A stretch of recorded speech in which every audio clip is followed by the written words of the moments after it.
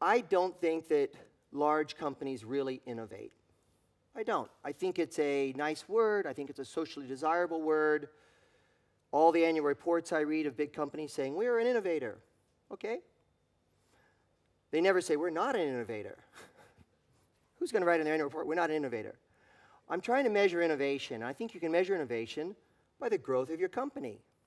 I think that's fair. If you say you innovate, then I'd like to say you should be growing. If you say you innovate and you're not growing as a company, I'm not sure you're innovating. Is that fair? It's called illusory superiority. We overestimate our strengths and we underestimate our weaknesses. We do this as individuals.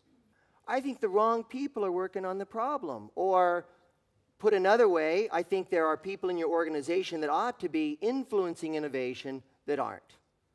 So somebody said, when I said, what do you think of when I say Silicon Valley, you said innovation. Practice is something I call incrementalism. All of the things on the right that you hold as synonymous with Silicon Valley, none of the core IP, none of the core intellectual property comes from Silicon Valley. None of it. The integrated circuit comes from Germany. The database comes from the East Coast. What it's really good at is making recipes of existing ingredients. I think you know a lot of these brands, and I think you know that they have hit difficult times.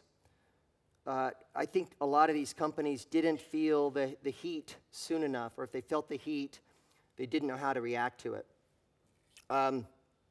I generally think that large companies they're risk adverse, and hence they move slow. You've heard it, and you've seen it. And it's not a criticism at all. I think it has nothing to do with intelligence. I think a lot of smart people work in large companies, but generally they have a lower tolerance for risk. And that's okay. It has nothing to do with intelligence. But I think more and more what they're competing with is a higher risk ecosystem.